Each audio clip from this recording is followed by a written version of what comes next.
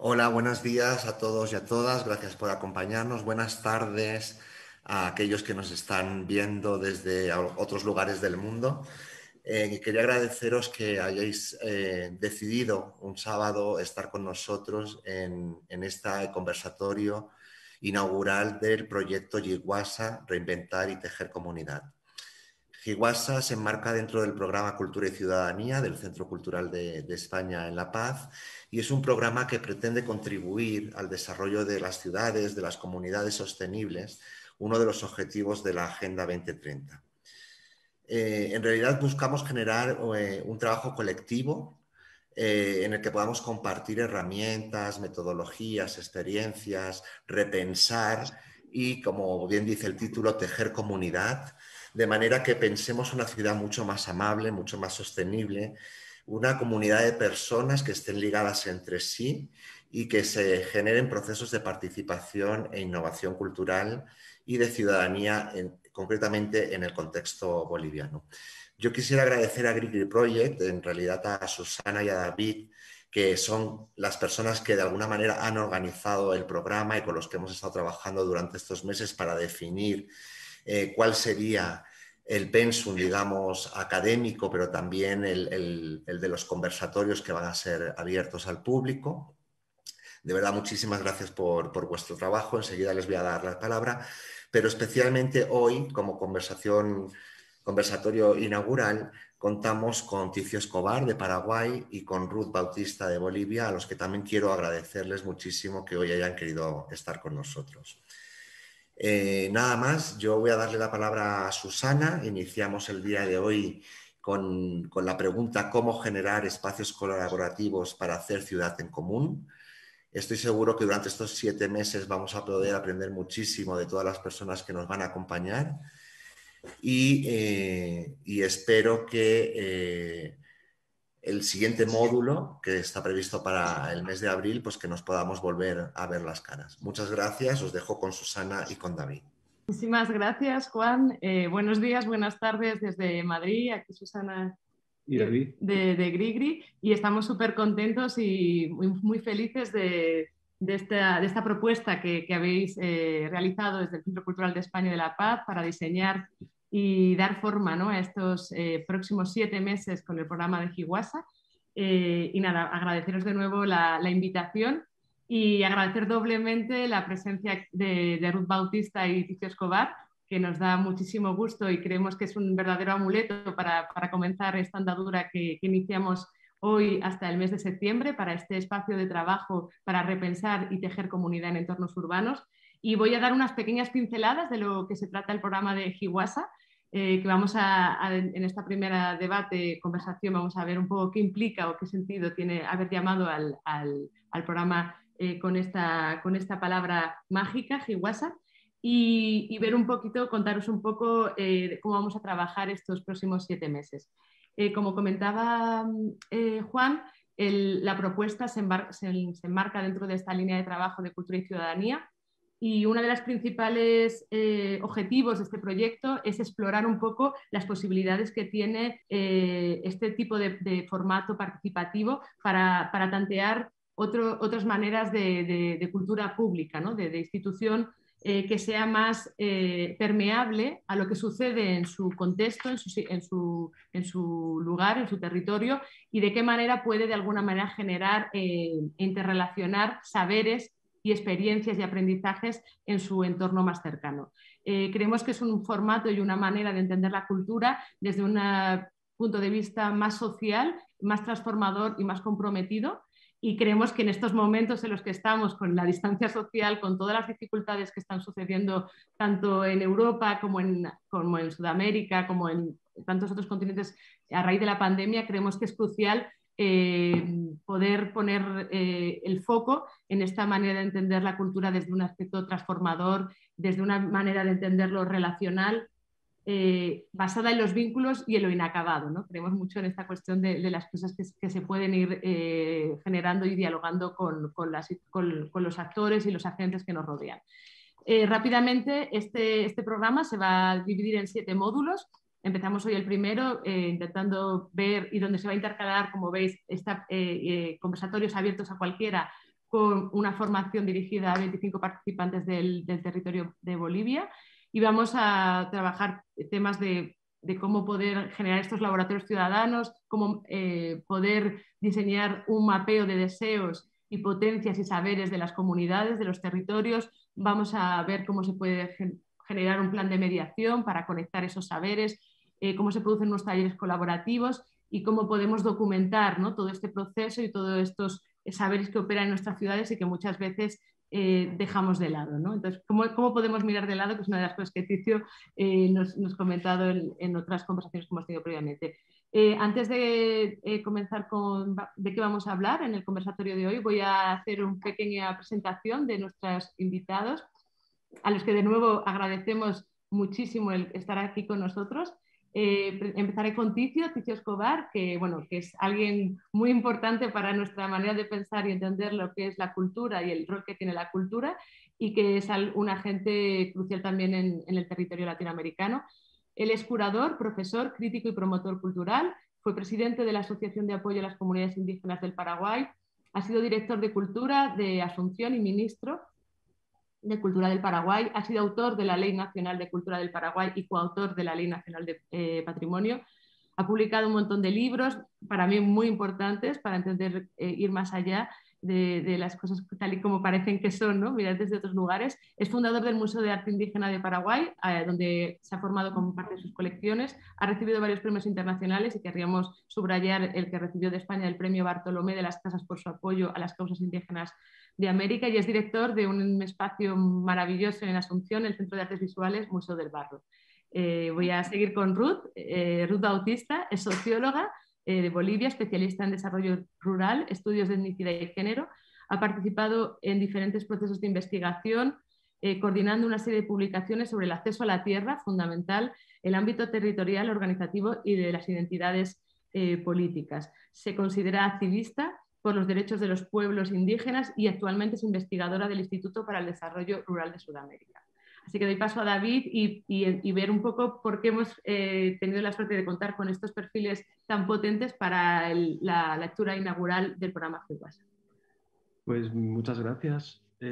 Simplemente me gustaría, bueno, pues introducir así brevemente cuál sería el marco que estábamos planteando para este primer conversatorio inaugural.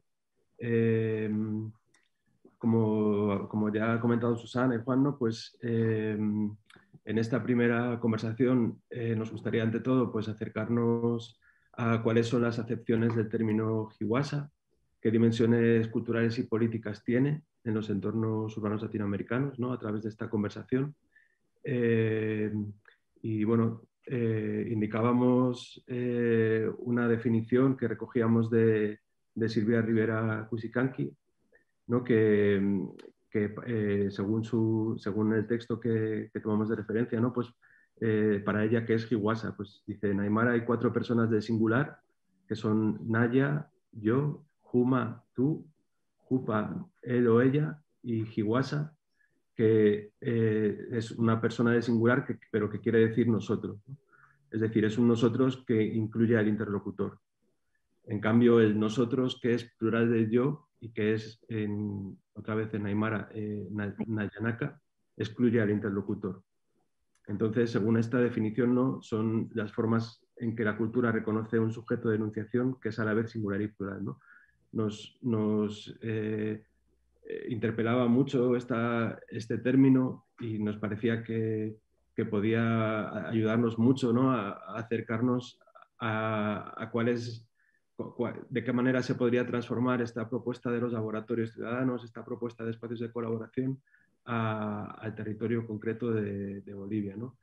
Entonces, sin más, ¿no?, para ir arrancando con la conversación, que nuevamente agradeceros que estéis ahí y que esperamos que, bueno, a pesar de la distancia, pues logremos sentirnos lo más cerca posible para entablar la conversación, ¿no? Teníamos pues dos preguntas iniciales, ¿no?, que os lanzábamos. Por un lado, para Ruth, ¿no?, pues preguntarte qué quiere decir para ti, además de esta definición que hemos leído de Silvia Rivera, qué quiere decir para ti el término Hiwasa, ¿no? Y a Ticio, pues también preguntarle si si hay algún término que considera que puede ser equivalente en guaraní. Y bueno, pues si os parece, arrancamos con estas dos preguntas. Y luego vamos como recogiendo y lanzando de un lado al otro del mar. Cuando quieras, Ruth, si te parece. Claro que sí. Pues buenos días a todas, a todos, a todes. Buenas tardes también a quienes están del otro lado del charco.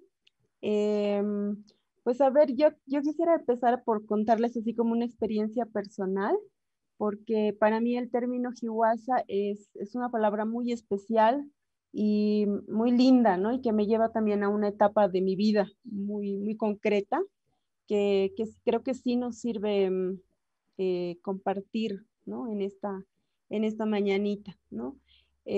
Apuntar también que según la lectura, ¿no? de la profesora Silvia Rivera, pues esto del Hiwasa es un sujeto de enunciación, ¿no? O sea, es un yo colectivo que puede enunciarse, ¿no? Es la carga importante que tiene, pero además como su antagonista, el Nayanaka o el Nanaka que se dice cotidianamente, pues es un nosotros excluyente, ¿no?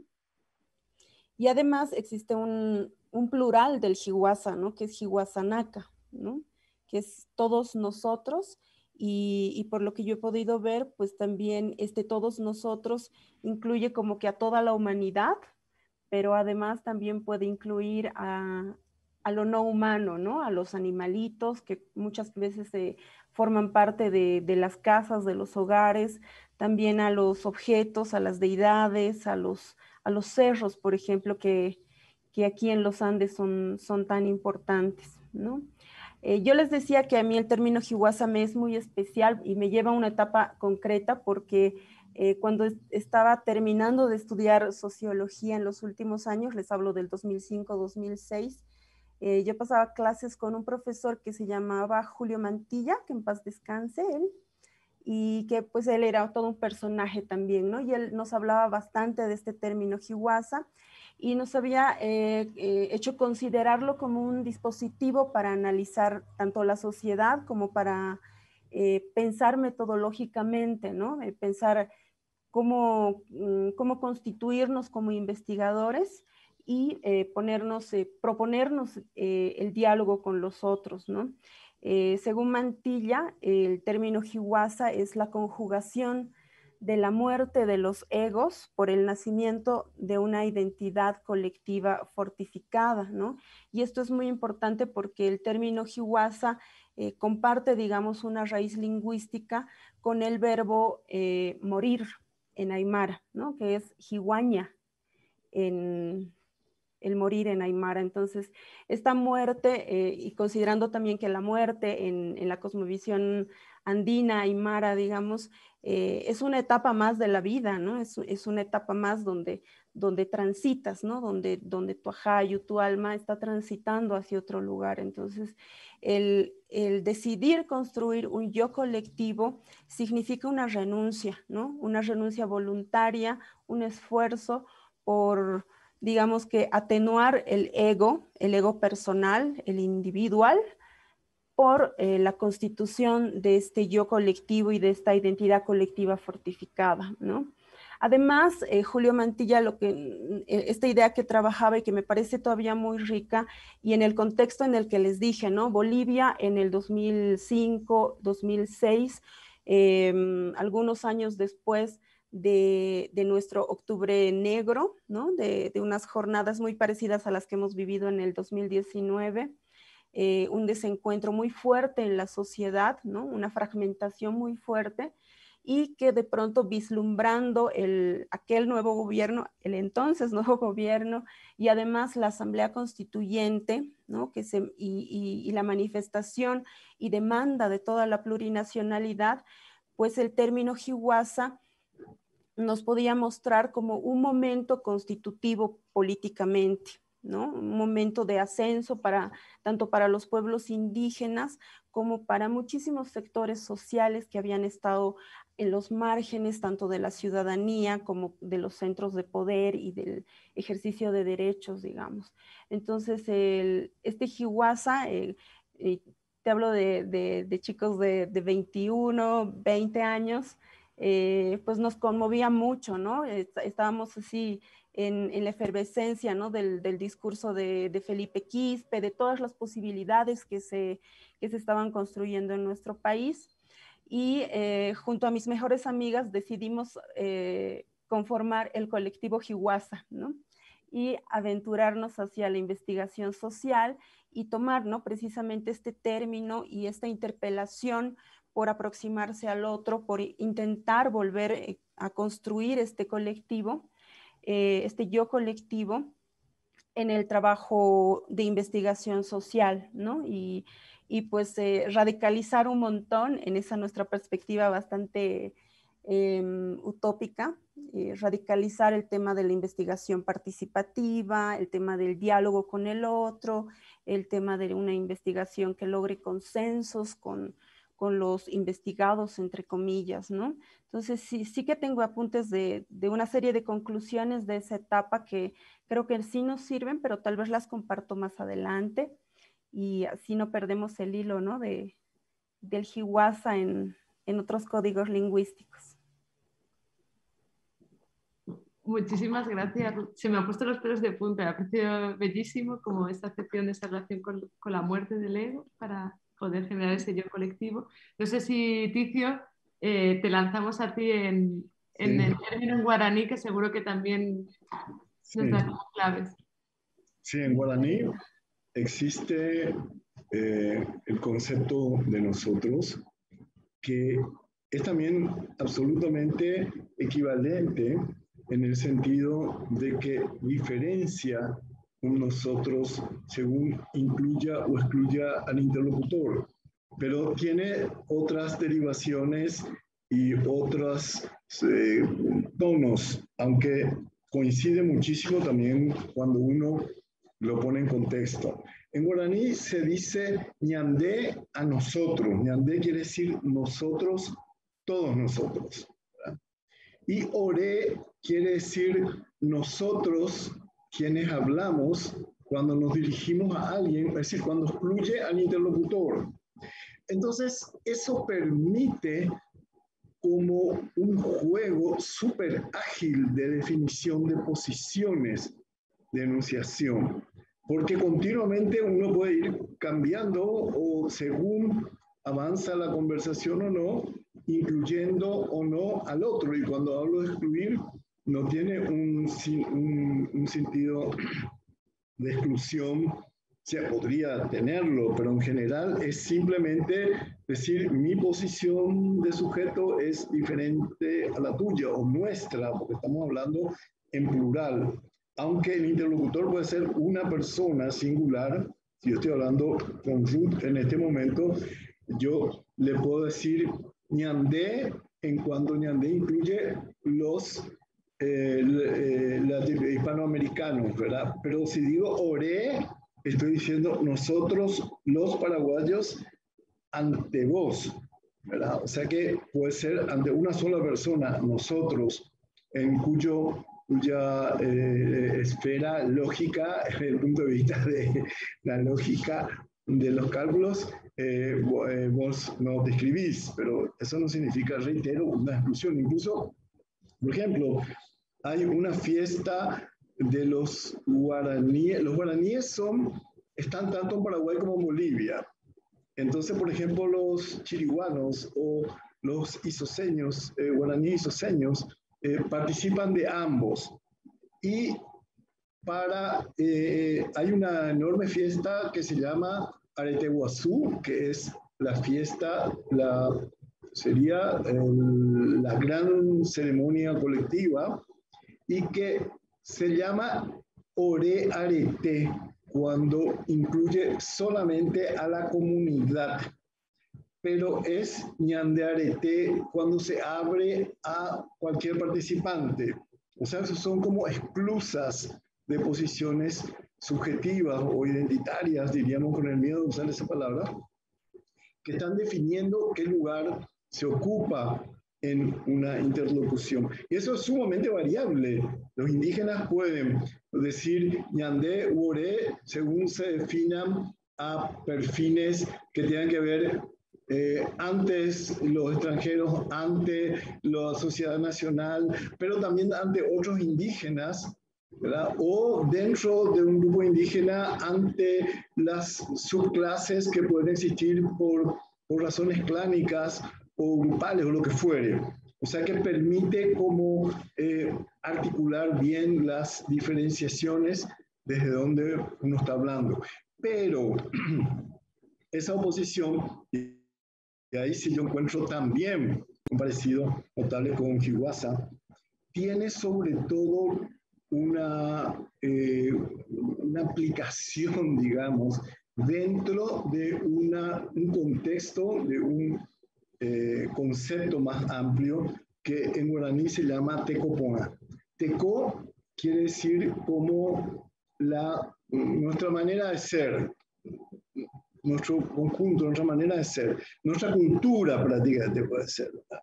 Nuestra cultura. Y Pona significa en guaraní tanto bueno como bello. Entonces el Tecoporá es vivir comunitariamente bien y bellamente. Y el bueno no es exactamente la virtud cristiana, sino que se acerca más bien un sentido ético, ¿verdad? De cumplimiento de esa comunidad. Y ese concepto que existe en muchas lenguas indígenas, yo sé que en Aymara es casi lo mismo que Sumacausay, en quechua también existe, no me atrevo a pronunciar porque no estoy seguro, pero existe en la cultura mapuche, en Mapudungún existe, y existen casi todas las culturas indígenas con los cuales yo tengo contacto, tienen algún concepto, si no idéntico, sí, muy equivalente a esa aspiración del buen vivir colectivo, de vivir, porque involucra tres dimensiones que creo que es interesante para lo que estamos hablando y se acerca mucho al concepto que Ruth recién manejaba, que significa el Tecoporá. Por una parte, estar bien con uno mismo, ¿verdad? En segundo lugar, estar bien con los otros. Y en tercer lugar, estar bien con la naturaleza en el sentido ambiental del término, con el ecosistema. Entonces, ahí se resumiría muy claramente casi un modelo de estar bien, de Tecoporá, que por eso el bienestar, que es difícil traducir directamente como bienestar, porque parecería un bienestar en el sentido económico o medio cercano al bon vivant o algo así, no tiene nada que ver con eso, sino que involucra como un contexto de cabalidad en el cual aspiran las comunidades. Y lo importante es que en el concepto guaraní, como reitero, en muchas otras culturas, cuando uno habla de ese momento utópico, porque el Tecoporá es casi una utopía, diríamos en términos occidentales, ¿verdad? Es algo, y la utopía es el no lugar, lo inalcanzable, pero para el guaraní, como reitero, para otras lenguas indígenas, incluso masónicas, ese ideal es alcanzable, es un constructo, se puede acceder a él, no se te regala, un poco parecido a la felicidad aristotélica, que no es que te cae del cielo, sino que uno tiene que conquistarla y construirla. Y en ese sentido hay un horizonte de factibilidad de ese bienestar o esa felicidad, si podríamos traducirlo en una palabra, ¿verdad? En el cual se accede a través de trabajos que están más o menos listados acá, ¿no? De construcciones, de alianzas, de expectativas, de fortalecimiento institucionales, podríamos decir, de la consecución y construcción de espacios, tanto a nivel público como privado, en fin, casi muchas de las palabras clave que están enunciadas acá entrarían perfectamente de lo que se tiene que construir para alcanzar, reitero, el Tecumporá, el vivir bella y plenamente, que no es una idea sublime, por eso quita al pensamiento indígena de un contorno idealista, digamos así, sino que lo ubica en tierra. Eso se puede alcanzar, pero nadie te lo regala. Tienes que luchar por acceder a eso. Y la vida es un continuo intento, una búsqueda desesperada, y la brújula ética está marcando la dirección del Tecumporá. Ese es como el sentido de lo colectivo. Y cuando hablamos de Ñandé y Oré, de nosotros estamos hablando sobre contra ese horizonte. O sea, no son términos absolutos, sino que tienen que ver siempre una posición de constructo, ¿verdad? De constructo histórico, existencial, ético, social, comunitario, político, hasta económico, ¿verdad? O sea que a mí me llamó, me asombró muy positivamente cuando leí esta definición, porque reitero, el principio es exactamente el mismo. Muchísimas gracias, Ticio. Muchas gracias, Ruth, por esta primera aproximación que abre tantas vías de palabra para seguir pensando en qué nos puede ayudar este posicionamiento ético, esta manera de posicionarse unos ante otros a la hora de construir algo en colectivo, ¿no? Justamente nos gustaría poner en relación, ¿no?, esa vía que abrís de cómo el posicionamiento ético que hay en estos términos, en esta manera de interpelar, ¿no?, abre como categorías que decías, Ticio, que pueden resultar utópicas para alguien que se posiciona desde Occidente o desde donde estamos nosotros ahora. Cuando, claro, para nosotros muchas veces históricamente la utopía ha tenido que ver con un proyecto modernizador en el que este bienestar se traduce en otras cosas, ¿no?, en otro tipo de categorías distintas a las que tú decías, ¿no? En ese sentido, nos gustaría rescatar un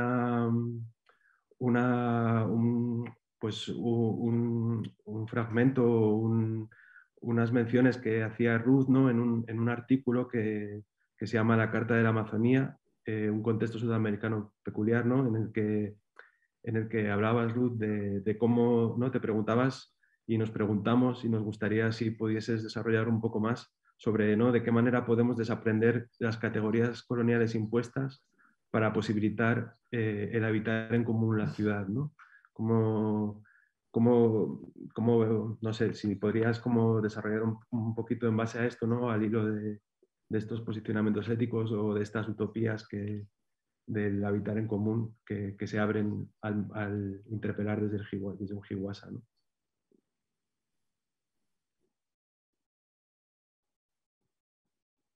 No se te oye, Ruth, estás muteada. Ay, perdón. Sí, perdón.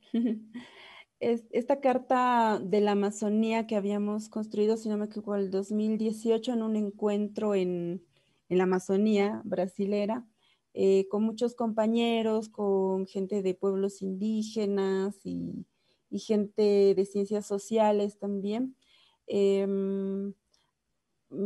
Pues digamos que el motivo de esta carta era una preocupación fundamental por los bienes comunes, ¿no?, por los recursos naturales, por el modelo de desarrollo que persistentemente está en disputa, ¿no?, y que en muchos casos muchísima gente,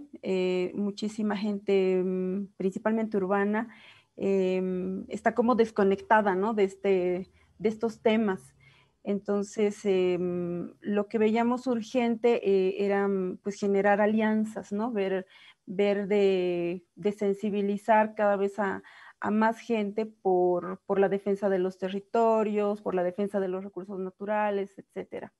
Entonces, una de las reflexiones que venía precisamente del pueblo, de uno de los pueblos indígenas de Venezuela, y muy en sintonía con lo que pensaban los mapuches o los aymaras y otros pueblos, pues llamaba, debemos retornar a los territorios, mirar el pasado y volver a ser nosotros, ¿no? Eran como una premisa que me había, al momento de recapitular y escribir ese artículo, pues me había hecho plantear esta posibilidad de desaprender, ¿no? las categorías coloniales.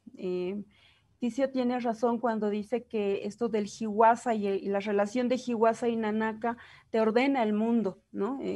Y a partir del hecho colonial, pues el mundo está ordenado en una jerarquía y en una separación, ¿no? Entonces, desaprender esto es algo muy, muy complejo, ¿no? Yo recuerdo que en estas clases del profesor que les comentaba, alguna vez invitamos a Felipe Quispe, que es un líder indígena, bueno, que fue un líder indígena que murió recientemente, muy potente, ¿no? Y muy visceral en su manera de denunciar la persistencia de estas estructuras coloniales, ¿no? Entonces, al momento de que Julio Mantilla le explicaba a Felipe Quispe el Hiwasa y su noción de Hiwasa, su noción utópica de Hiwasa, pues una aymara pues, le miraba y le decía, no, no somos Hiwasa, yo soy Nanaka, o sea, yo hago un nosotros diferente al tuyo, ¿no? Y claro, era en un tono de broma, porque Julio Mantilla no era precisamente un aymara, ¿no? Había sido alguien que ha aprendido el aymara como mucha gente lo hace, y pues estaba enamorado de esta cultura, ¿no? Pero Felipe Quispe en nuestra clase y en este tono también pedagógico insistía en, en mostrarle que esta otra edad está presente y que la simple voluntad pues no va a hacer que se diluya, digamos, ¿no? Entonces, esta otra edad hay que considerarla como algo conflictivo, ¿no? Y como dice Silvia Rivera también, es una herida, ¿no? Es una herida colonial. Esta misma herida creo que es la que se refleja en la construcción de los espacios, ¿no? Las ciudades han sido construidas como centros administrativos para la regulación y también para la dominación, ¿no? Para la administración de las dominaciones. Y de esta forma también se han estado reproduciendo. Entonces, por eso es que seguimos viendo, ¿no? Ciertas estructuras de exclusión, pero también así como esto existe y así como el nanaka y el hiwasa están así presentes en la cotidianidad y en el habla común, y a veces eres el excluido, a veces no te incluyen en el nanaka y a veces sí que estás incluido en el hiwasa, pues lo mismo pasa con las ciudades, ¿no? Que en el caso de La Paz, por ejemplo, el Alto, las ciudades andinas, pues no han podido librarse, ¿no? Somos ciudades muy peculiares con unos rasgos así culturales muy, muy evidentes, ¿no? En todo caso, y para un poco para intentar responder esta pregunta de cómo desaprender estas categorías coloniales, creo que es muy importante volver a mirarnos como territorio, ¿no? Tenemos una construcción de un imaginario de la ciudad como una cuestión, como un espacio sumamente higienizado, ¿no? Y, y en realidad lo que hemos construido como ciudad es una cosa bastante mixtureada, ¿no? Por decirlo de alguna forma. O sea, tenemos unos ordenamientos que son muy peculiares hacia la cultura de la gente que ha ido construyendo las ciudades, ¿no? Yo creo que es muy importante volver a mirarnos como territorio, ¿no? Ver que somos un territorio natural, ¿no? Un territorio natural, y lo que hace la ciudad, que es un constructo que se impone a esa naturaleza y también a ciertas poblaciones preexistentes a la ciudad, lo que hace es ir restringiendo, ¿no? Estos cursos naturales, digamos, ¿no? El curso de los ríos, por ejemplo, la conformación de las cadenas montañosas que conforman nuestra hollada, en el caso de la ciudad de La Paz me refiero. Existen también muchos lugares sagrados que no siempre están vigentes o sí están muy vigentes. Creo que esto de volver a mirarse como territorio es dar cuenta, ¿no? Dar cuenta que el embovedado de un río no es natural que un río esté convertido en una cloaca, ¿no? Que es una transformación que se hace posible con una imposición citadina, ¿no? Ahora, claro, ¿no? El hecho de deconstruir las categorías coloniales no implica deshacer el embovedado, ¿no? Implica de pronto inventar nuevas formas de convivencia, digamos, con estos lugares. Una práctica muy linda que se hacía en el colectivo Cheje, por ejemplo, que también van a hablar en estos conversatorios con ellos, es visitar las huacas, visitar los cerros, ¿no? Actualizar, digamos, esta ocupación del espacio de la ciudad para activar la memoria, ¿no? Tanto la memoria larga y seguramente también la memoria corta y la memoria reciente, ¿no? Creo que también es muy importante el que como habitantes de un espacio nos hagamos conscientes de que estamos permanentemente y cada día construyendo la memoria de los lugares, ¿no? Muchas veces no hacemos conciencia de que estamos participando, ¿no? de cómo se construye el territorio, en este caso el territorio urbano y las identidades. En ese sentido, y refiriéndome a lo natural, creo que también hay que cuestionarse, por ejemplo, la noción de lo verde en la ciudad, ¿no? En muchos casos la gente demanda, ¿no? El parque urbano central, ¿no? Y no nos cuestionamos si estos bosquecillos son variedades nativas, no lo son, qué están haciendo con el agua, si permiten la existencia de otras especies, digamos. Creo que también es urgente mirarnos como ciudad y mirarnos en panorámico, ¿no? Retornar, decíamos, mirar el pasado y ver que también la ciudad tiene muchas vías de escape, ¿no? O sea, estamos muy ligados, cada vez más ligados a ámbitos rurales, ¿no? Estamos a una hora de comunidades rurales que tienen lugares sagrados muy activos, que tienen este común, este colectivo, esta noción colectiva muy viva y que se nos haría muy fácil, digamos, el articularnos. Sin embargo, la vida en la ciudad, digamos, que te va restringiendo, ¿no? Estas opciones y ni siquiera estamos identificando de dónde vienen, por ejemplo, nuestros alimentos, ¿no? Esto de mirar en panorámico también nos hace vernos y reconocernos como habitantes de espacios rural urbanos, ¿no? Estamos ya en un tiempo en el que los habitantes rurales no son nada estáticos, son sumamente dinámicos, se están moviendo, existen bastante multiresidencia. Entonces, creo que sería muy interesante que la gente pueda conocer, ¿no? Estas otras formas de organizar, estas formas de transportarse, de atravesar la ciudad. Hay mucha gente que atraviesa la ciudad, ¿no? Y de pronto la ciudad de La Paz, me refiero, que ha sido conformada como un centro de paso entre el Cerro Rico de Potosí y el Cusco en el tiempo colonial, y era solamente un lugar de paso, ¿no? Y con el tiempo pues se ha ido constituyendo en lo que es, ¿no? Que es una aspirante a gran metrópoli, ¿no? Y que todavía hay gente que sigue viviendo a la ciudad de La Paz como un lugar de paso. Y precisamente es esta gente en sus trayectorias las que van a conformar una ciudad bastante compleja, ¿no? Bastante abigarrada, con muchas características también de muchos pueblos, ¿no? Esta lógica de la feria, del asentamiento del comercio en las calles, ¿no? Que tiene que ver mucho con ciertas dinámicas que se trasladan desde lo rural hacia lo urbano, ¿no?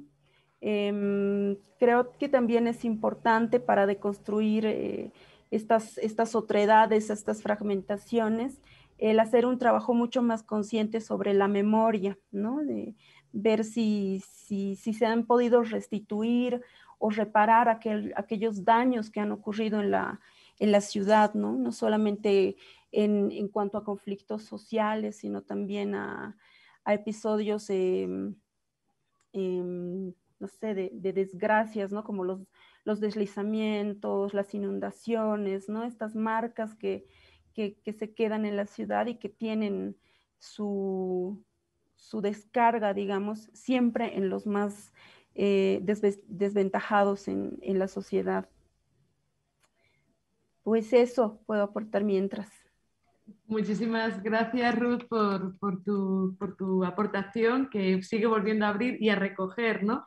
Para ir concretando sobre esta cuestión de Hiwasa y de cómo generar y tejer comunidad en los entornos urbanos, que además ya como hemos aterrizado sobre esa cuestión de estas ciudades. Entonces, me parece interesante porque queríamos también, al hilo de un artículo que escribió Ticio para un conversatorio que tuvimos a final del año pasado, que se llamaba La ciudad fuera de sí. Me parece como bonito por ahora por lo que comentaba y lanzaba Ruth. Y entonces él hablaba no solamente del mirar panorámicos, ¿no? Sino de mirar desde los costados, ¿no? que nos parecía así como bien poético y bien potente, como un constructo para poder deshacer ese embovedado, ¿no? Que comentaba Ruth, ¿no? Y cómo generar y articular esas singularidades, esas identidades, ese nosotros donde hay muchos nosotros, ¿no? Como que hay diferentes que operan en estas ciudades en Latinoamérica. Entonces, pues un poco, Ticio, si nos podrías comentar a qué te refieres cuando hablas de mirar a los costados para concebir otros modos de imaginar lo público y organizar la convivencia en la ciudad, un poco por recoger lo que ha comentado Ruth y un poco desde esa mirada de costado. Cuando quieras, Ticio. Bueno, básicamente, bueno, coincido mucho con lo puesto por Ruth. Voy a cruzarme con ella varias veces en varios puntos de lo que diré ahora. Y que las ciudades son prácticamente construcciones colonizantes, ¿verdad? Sí, se fundan, de hecho, la colonia con otros modelos de convivencia, otro sentido del territorio, otras formas de concebir la interacción entre las personas.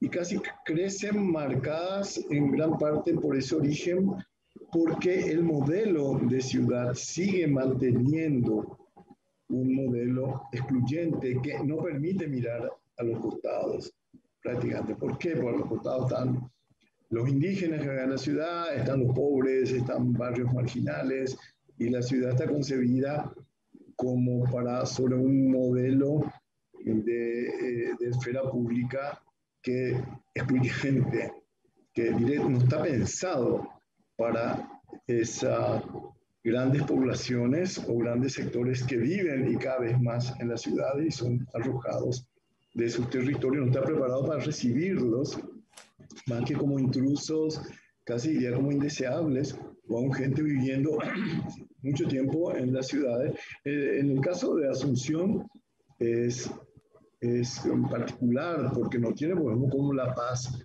una larguísima, o otras ciudades bolivianas o latinoamericanas, una larguísima convivencia con poblaciones indígenas asentadas que ya viven en la ciudad y de una tradición de vida en ciudad. Acá no, Asunción prácticamente ni los indígenas ni los campesinos nunca han vivido en la ciudad.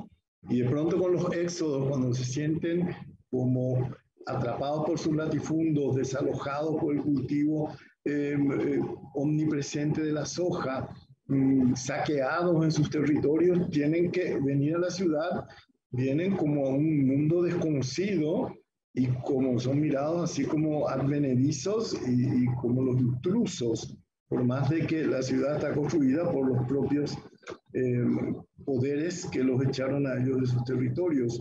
Y cada vez más avanza un modelo que tiende a reducir el concepto tradicional campesino de pequeños cultivos o pequeñas heredades donde cultivan todo por un modelo de monocultivos inmensos, ¿verdad? Que tienden a desalojar todo ese modelo tradicional rural que sostenía toda una forma de vida y los desprenden de ahí, desarticulan sus tecoponá y los tiran a la ciudad, ¿verdad? Entonces, es de entrada muy difícil mirar experiencias y saberes alternativos, como se planteaba en la pregunta, ¿no? Es muy difícil como, ¿por qué? Porque el propio modelo está construido incluso urbanísticamente para mantener a raya ese sistema, ¿verdad? Sí, lo que decía Ruth del territorio es interesante y porque para los indígenas, para los guaraníes, y también en parte cuando hablo de los guaraníes hay una diferencia entre los indígenas y la gran población paraguaya que habla guaraní y que pertenece a distintos estratos. El 85% de la población de Paraguay no es que habla guaraní, eso no significa sabe hablar en guaraní, sino que habla en guaraní, ¿verdad? El español es, por más que ambas son lenguas oficiales y que en el Paraguay se hablan 17 idiomas, el español es, de hecho, la segunda lengua, aunque sea la utilizada, es la lengua colonial, sigue siendo la lengua colonial. Entonces, por ejemplo, los indígenas guaraníes, y me voy a referir a los indígenas, aunque pueden haber muchos sectores para quienes pueda regir esta diferencia. Los indígenas diferencia entre el Ubú es la tierra física, digamos, el lugar donde se asienta, ya sea una ciudad, ya sea un pueblo, una ruta, una plantación, pero es la base material. Es muy diferente el Ubú al Tecojá. Tecojá quiere decir el territorio, lo que está disponible para el Tecó, para el nosotros, para ser habitado, casi en un sentido heideggeriano del término, ¿no? Lo que está disponible para ser construido el Tecoporá, ¿verdad? El Tecojá ja significa lo disponible para. Entonces, hay una gran diferencia entre el Tecojá, ¿verdad? Que no admite ninguna forma de, no que no admite, significa conoce ningún tipo de jerarquía en el sentido verticalista o privilegiado del término. Entonces, que el modelo de una ciudad, los indígenas llaman taba a la ciudad o a lo que antes eran, son poblados, son taba. Y los tabas son, como decía muy bien Ruth, son lugares regidos por la lógica del Tecoponá. Entonces, primero, un lugar donde uno se siente bien, después donde está bien con los otros y está bien con el ambiente. Entonces, no basta poner espacios verdes, cuántas hectáreas de espacios verdes tiene tal ciudad, sino que hay una interfase entre la ciudad y su entorno. Es impensable una ciudad que no esté continuamente como invadida físicamente o en el buen sentido quizás por bosques cercanos, cruzada por arroyos, interrumpida por cerros, etc. Y eso es impensable en un modelo de ciudad que justamente quiere poner una grilla urbanística racionalizante que homogeneiza todo y se olvida lo que está más allá de la ciudad, lo que está fuera de la ciudad. No, eso no se cuela, no permea el extramuros, no permea ese modelo de ciudad. Entonces es muy complicado porque la ciudad, justamente, tomo también una palabra usada por Ruth, no es un líder indígena que tuvo que generar una comunidad instalada en los basurales. Y en los grandes basurales ellos hicieron su templo y hacían sus oraciones y qué sé yo, pero uno pensaba la diferencia inmensa entre lugares así pletóricos de bosques, de arroyo y tal, y ese sitio así absolutamente indigno, miserable, que son literalmente los restos de la ciudad, a donde ellos como restos también son tirados, ¿no? Y él me decía, no me habló tanto de los bosques y tal, quizá por lo da, por supuesto, pero él me decía, aquí no hay lugares sagrados. Y cuando hablamos de sagrados no es una cuestión, casi podríamos hablar también de un sagrado profano, que está más cercano que a una concepción de dioses o de cultos religiosos, porque la propia religión tiene otro sentido para los indígenas, sino los cultos, y también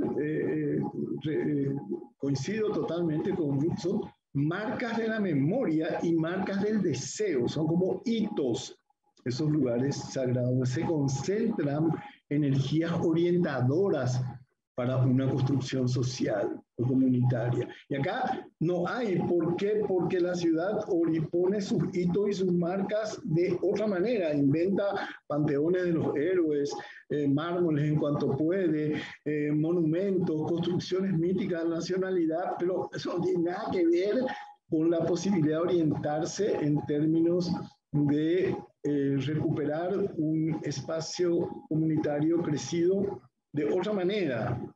O sea que, obviamente, esto, cuando estoy hablando desde el punto de vista de los indígenas, porque es lo que radicaliza mucho más una cuestión. Por supuesto, en Paraguay hay sectores medios, clase media, media baja, sectores, barrios súper populares y hasta pequeñas favelas, pero donde mejor se nota eso es en la desorientación que tiene de pronto el indígena o el campesino, que en los últimos 50 años conforma parte casi el 30% de la población de Asunción, son nuevos, llegados acá, y no tienen dónde ir, porque la ciudad no está preparada para ellos. Entonces yo no veo un fatalismo total en esto, sino estoy de acuerdo, cómo repensar esto, cómo reimaginar esa ciudad, cómo volverla más permeable, cómo volverla un sitio, y es muy difícil, ¿verdad? Porque acá uno se encuentra con un concepto incluso de políticas públicas excluyente, ¿verdad? Es lo que se está llamando el pacto racial, ¿verdad? No tanto el pacto social, porque ese pacto social es un pacto basado en la exclusión. Entonces, cuando uno hablamos de esfera pública, la esfera pública es concebida como un modelo ilustrado excluyente, porque son los que manejan el poder, tienen las leyes o tienen acceso a una lógica de ciudad y de movimiento en los cuales una gran cantidad, una gran mayoría no entra. Directamente es omitida e invisibilizada. Quizá por eso Rancière tanto insiste en que el gesto político por excelencia es aquel en el cual en la escena entran los invisibilizados. No es tanto, comienzan a ser agentes, comienzan a ser vistos, comienzan a tener una agencia y ese es el gesto político. ¿En qué momento podemos ser, no solamente como actores, sino como actores de una escena que posiblemente sean actores molestos, inquietos, perturbadores, etc.? Entonces, cuando ahora Asunción está como llena de marchas campesinas, de todo tipo de personas desalojadas por la catástrofe que instalan en Asunción como toldos y carpas, y es una ciudad así tremendamente crispada, y todos sus sueños de ciudad de origen colonial, ordenada, con naranjos, calles trazadas, que por cierto es una ciudad muy bonita, de pronto se siente amenazada por lo otro, que como también decía Ruth, siempre tiene la marca de una amenaza y una cicatriz colonial que tiene que ser elaborada, o si no quedaríamos una pura melancolía de una pérdida sin posibilidad de eso integrar a otros modelos que nos gusten o no ya están instalados y que posiblemente para la inmensa mayoría de nosotros sea el más cómodo, el que tiene que ver un concepto de civitas, de polis, de ciudad determinada, tratándolo de mejorar, ¿verdad? Pero ¿cómo esas presencias alternativas que por otro lado podrían enriquecer enormemente el pensamiento y el habitar de la ciudad, cómo podrían ser incorporadas si ni siquiera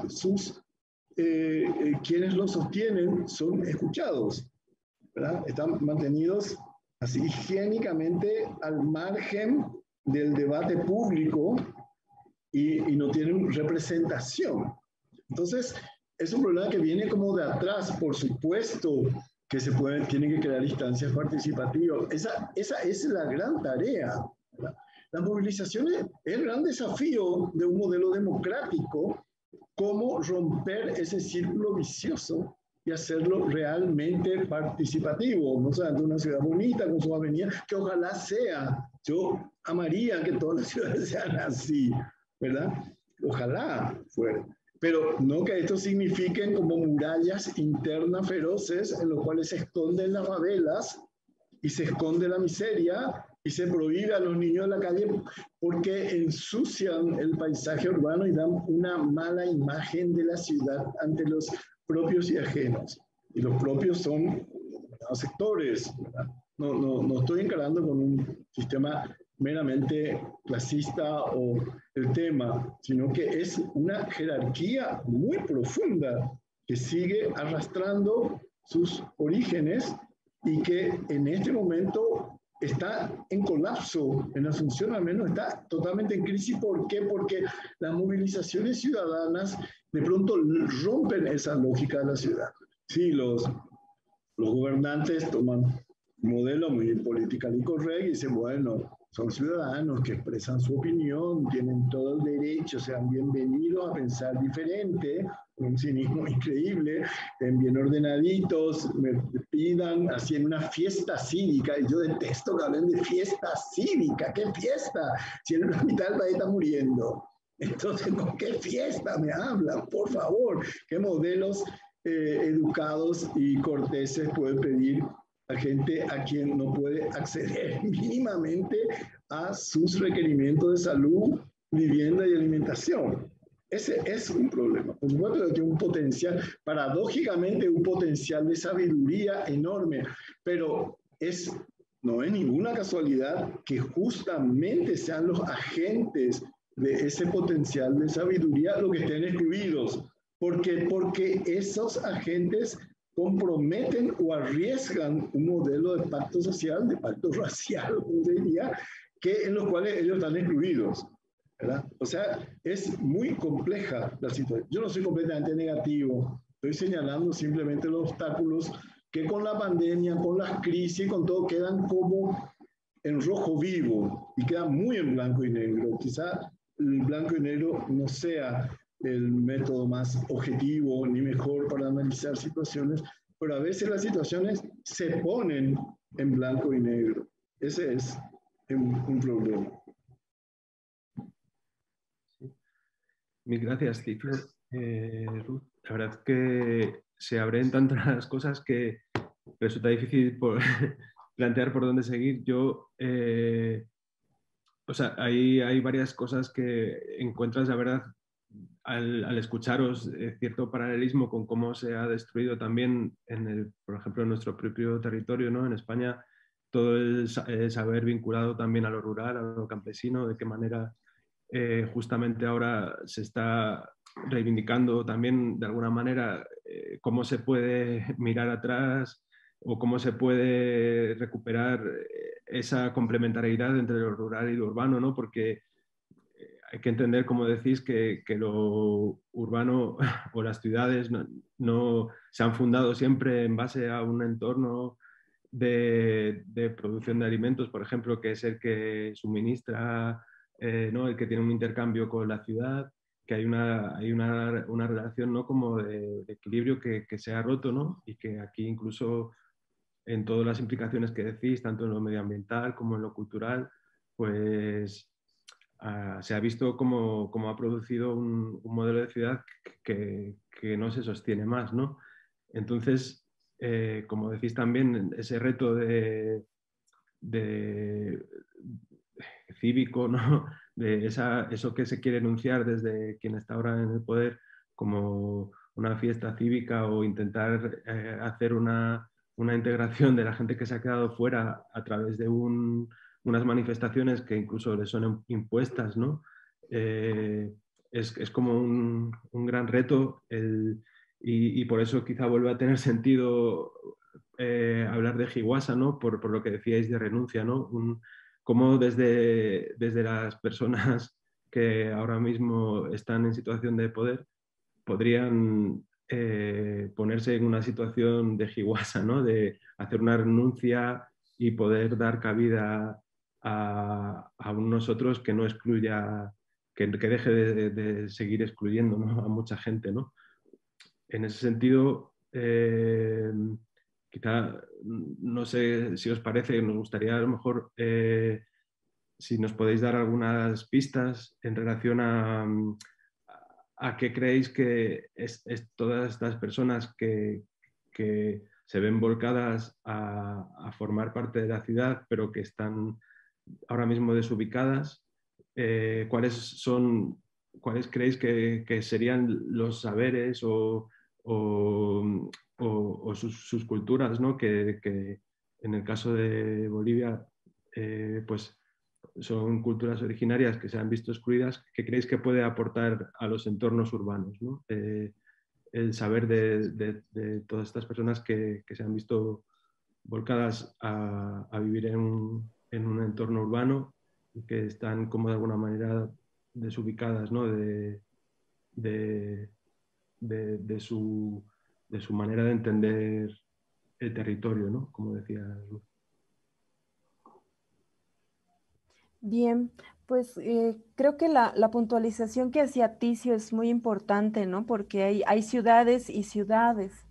En el caso de La Paz y el Alto, que son los espacios que yo habito, por ejemplo, la población y las mayorías poblacionales, aunque ellas no lo reconozcan, pues tenemos origen indígena, ¿no? O sea, tenemos un origen indio, aymara, mucha de esta población ha vivido una serie de despojos culturales, ¿no? Pero nuestras ciudades se han conformado en realidad en torno a este aporte primordial que hacen los pueblos originarios a los diferentes y circunstanciales centros de poder, ¿no? Yo creo que primero hay que considerar eso en cuanto a una diversidad de ciudades, por ejemplo. Me parece que el Alto, por ejemplo, es un caso así muy peculiar, ¿no? El Alto es una ciudad que es continua a La Paz y que alberga y es una ciudad muy joven. Antes era un barrio de La Paz, ¿no? Y pues ahora se ha convertido en una ciudad y aparte es una de las ciudades más grandes y más pobladas de Bolivia, ¿no? Yo creo que en el Alto lo común, esta idea de la comunidad, ha traspasado lo urbano, ¿no? En el Alto sí que se pueden ver las agencias originarias e indígenas construyendo su ciudad, ¿no? Como que hay mucho prejuicio también respecto al Alto y cómo se ha conformado y cómo funciona, ¿no? Sin embargo, por ejemplo, a mí me gusta mucho un dato que ha salido de una investigación que hemos realizado y es que en la pandemia, ¿no? La recomendación es desconcentrar, ¿no? O sea, no puedes asistir a un mercado que está todo centralizado y encerrado, pues porque es un riesgo. Entonces, la pandemia te llama a descentralizar, ¿no? Y este modelo precisamente es el que ha funcionado mejor en Bolivia y es el modelo de la Feria del Alto, ¿no? Que es un mercado que de hecho ya está descentralizado, es como que que explotó y está pues por todo lado, ¿no? Entonces,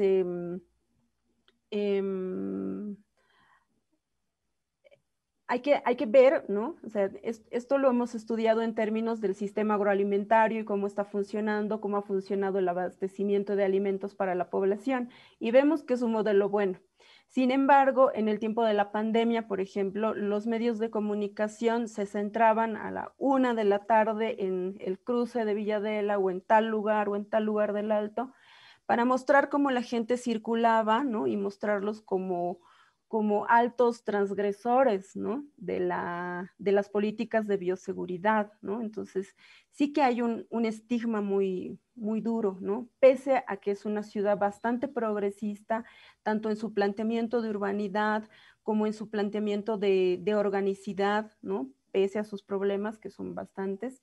Creo que eso es algo que llama la atención, ¿no? Y así como en el Alto, creo que hay muchísimas ciudades que se gestan de ser ciudades intermedias a ser grandes ciudades que se están gestando y que están incorporando una serie de lógicas, ¿no? El Alto, por ejemplo, en sus zonas están conformadas por migrantes del campo a la ciudad, ¿no? Por ejemplo, tienen la zona Pacajes, que se corresponde a la provincia de Pacajes. Entonces, los residentes, los habitantes de las comunidades de esa provincia, pues vienen y llegan a vivir a esa zona, ¿no? Entonces, hay una cierta correspondencia y la calidad de organización que tiene el Alto. El sociólogo Pablo Mamani, por ejemplo, a inicios de los 2000 ya nos decía, existen microgobiernos barriales, ¿no? Y estos que sí que funcionan y bueno, a la actualidad, al 2021, pues funcionan para bien y funcionan para mal, ¿no? Eso lo podríamos hablar más adelante en cuanto a la gobernanza, pero sí que es un modelo que se gestiona que, o sea, estamos hablando de personas que deciden bajo la lógica comunitaria, que ser comunidad no es para nada armónico, o sea, ser comunidad es un esfuerzo, ¿no? Y ahí yo creo que es bueno también, y desde Bolivia les alertamos ante el esencialismo étnico y esto, pues ser comunidad es un trabajo, es un esfuerzo, es un compromiso y es una entrega. Entonces, estamos hablando de barrios en el Alto que logran sus servicios básicos haciendo contraparte, ¿no? O sea, el municipio les pone tanto, pues ellos ponen la fuerza de trabajo, ¿no? Entonces, es una lógica comunitaria en la que lógicamente la gente cobra, ¿no? Cobra una agencia, cobra una forma de gobierno sobre sus barrios, ¿no? Porque han participado de su construcción, han logrado las cosas que tienen, los servicios y otros temas, ¿no? Eh, Creo que estos aportes son valorables. Ahora, sí considerando que no toda la población urbana está muy cerca de las lógicas y de las poblaciones rurales y que a la vez las poblaciones rurales no siempre están en relación a las ciudades. Creo que el gran aporte que pueden hacer los pueblos indígenas, las naciones originarias a las poblaciones urbanas y a las ciudades es transmitir esta idea de lo común, ¿no? En la ciudad nos dejamos ganar muchísimo con esta idea de propiedad privada y que es bastante restrictiva, ¿no?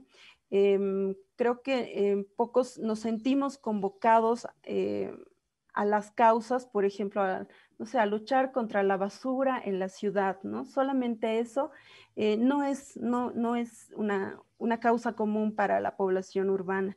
Sin embargo, es una idea común para la población rural, por ejemplo, la lucha por la tierra, ¿no?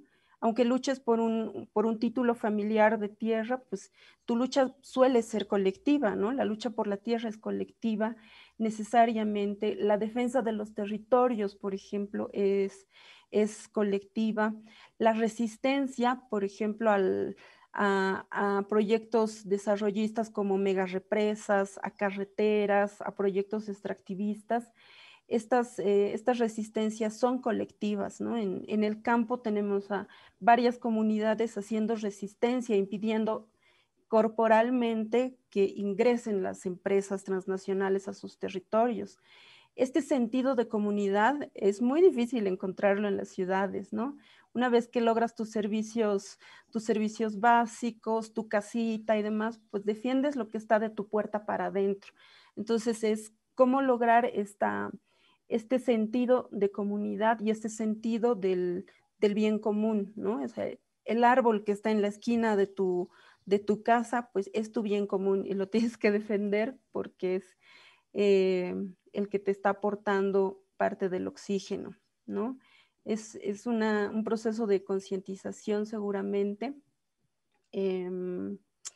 ¿Y qué más? Yo encuentro también algunos signos de esta relación, ¿no? Que tienen que ver con esto de mirar el pasado y anclarse también en la memoria. En la cultura india, que aquí se puede decir también chola o popular, que incluye el tránsito, ¿no? Y este ingreso triunfal a la ciudad, y que yo lo he visto en muchas comunidades rurales, ¿no? Que asisten a su centro poblado, ¿no? Las comunidades que rodean el centro administrativo que alguna vez fue colonial y que ahora pues es el centro o ceremonial o religioso o sigue siendo en parte administrativo, pero es esta lógica de las comunidades llegando al centro, ¿no? Y es una comprensión, digamos, de la ciudad como centro o como taipi, diríamos, ¿no?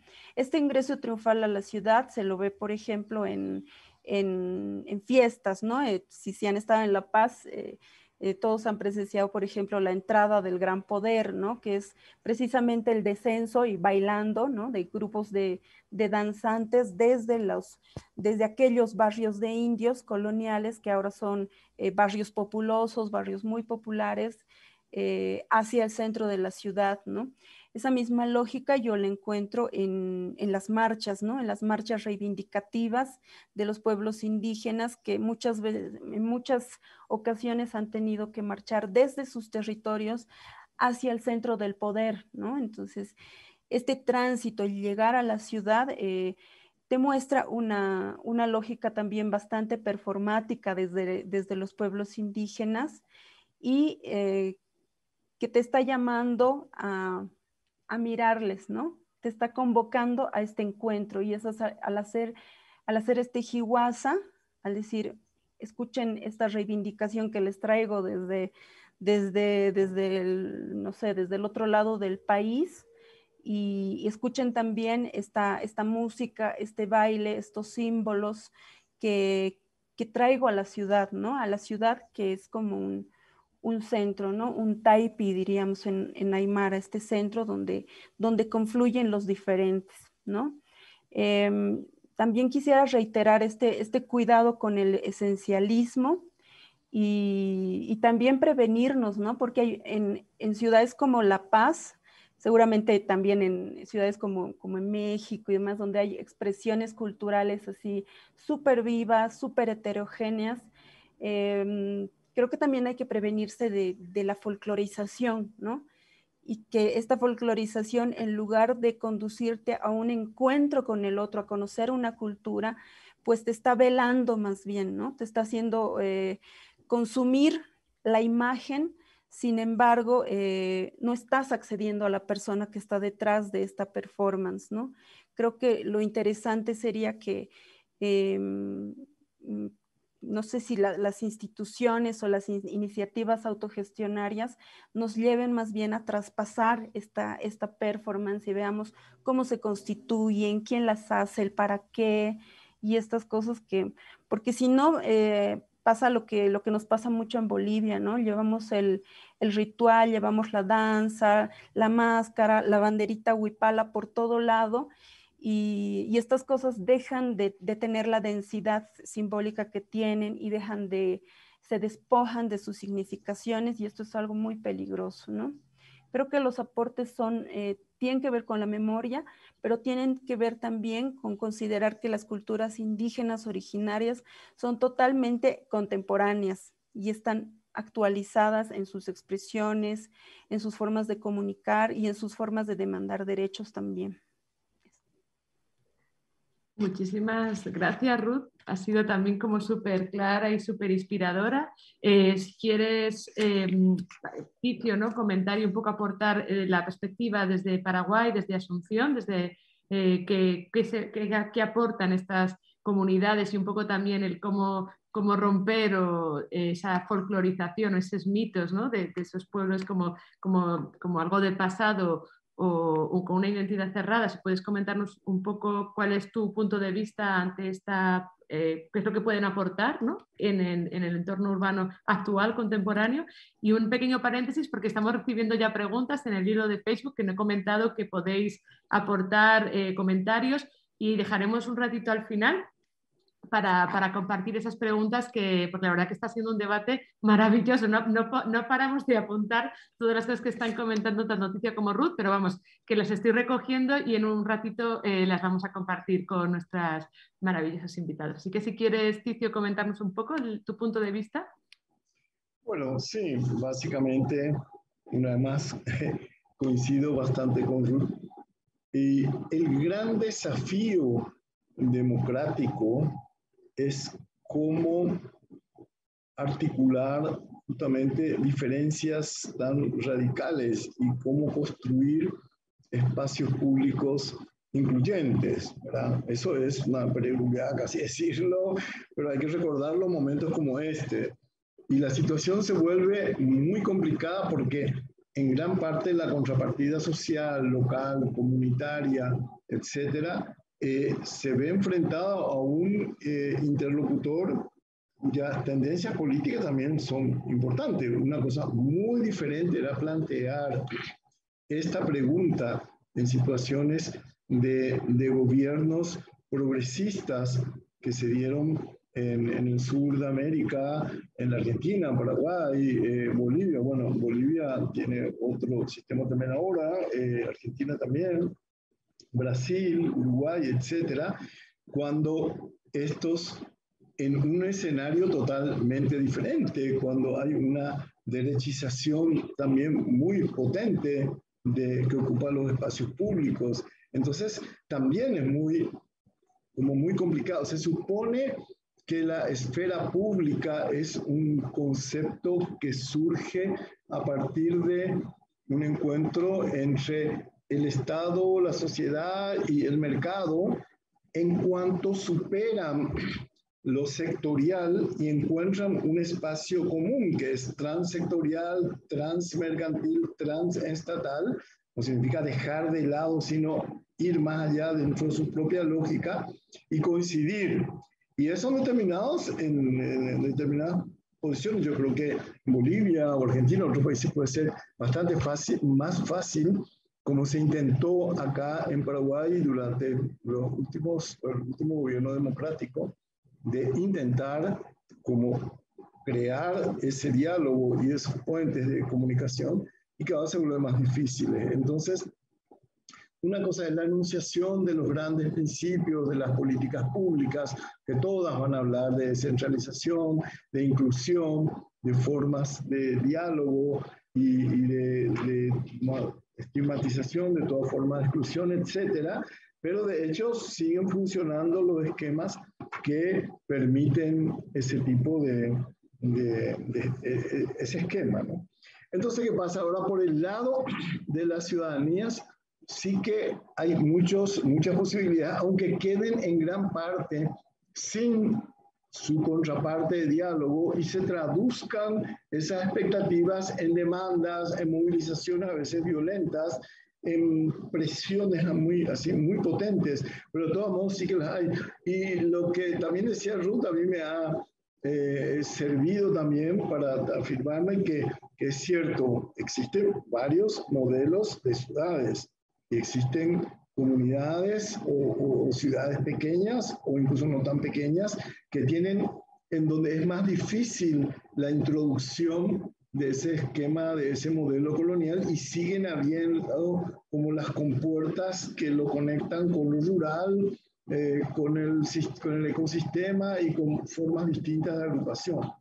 Entonces, ¿qué pasa? Que, por ejemplo, durante la pandemia, por una parte, ha fracasado totalmente la propuesta del Estado, y por eso justamente crecen esas formas de protesta social tan violenta, pero por otra han crecido o se han manifestado que estaban latentes formas de solidaridad social que crecen, son comunitarias fundamentalmente, barriales fundamentalmente, que se rigen totalmente por otra lógica, tanto en los aspectos sanitarios como en la alimentación, las famosas ollas populares, barrios enteros que hacen sus ollas populares y que comen diariamente de esas ollas populares, sobre todo en los momentos más fuertes de la pandemia, ¿verdad?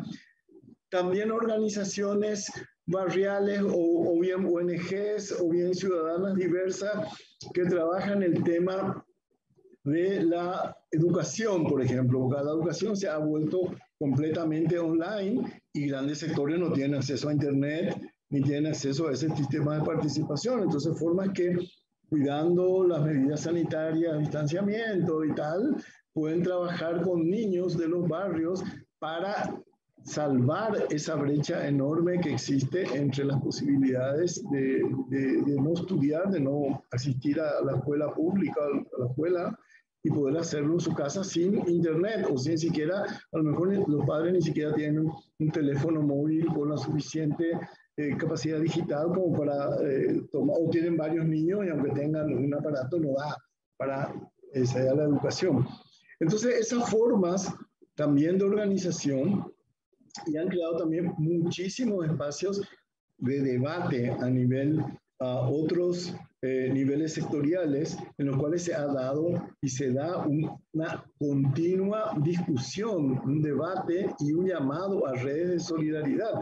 Incluso hay grupos, el sector de blanco, como se llaman los médicos, están colapsados, están saturados en hospitales públicos y privados. Y aún así hay listas continuas de médicos que fuera de la institucionalidad pública están ofreciendo sus servicios gratis a las poblaciones más carenciadas. Y hay una lista de médicos que está saliendo continuamente que se ofrecen y decir, bueno, estamos nosotros dispuestos a escucharlos, a atenderlos, etc.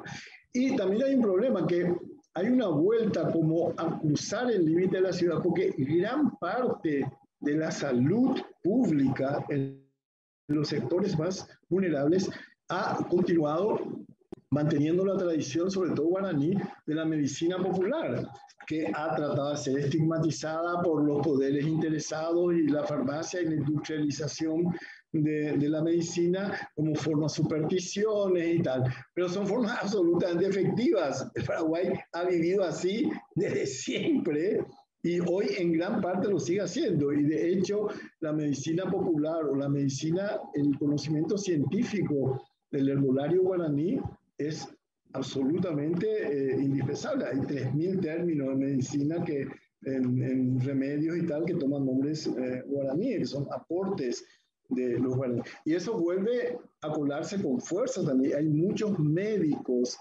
que están recomendando, lo digo ya ante coronavirus, porque eso sería imposible pensar, pero una serie enorme de enfermedades y pandemias que son atendidas o vistas según los sistemas tradicionales de curación, que son paralelos, no es que van, que se oponen a la forma occidental, la medicina tradicional occidental, sino que la complementan en muchos casos. Y estas son formas interesantes o visos interesantes de anunciar otros signos de relacionamiento que son fundamentalmente basados en redes solidarias, ¿verdad? Que es en última instancia lo que debería ser la ciudad, una base de redes solidarias, ¿no?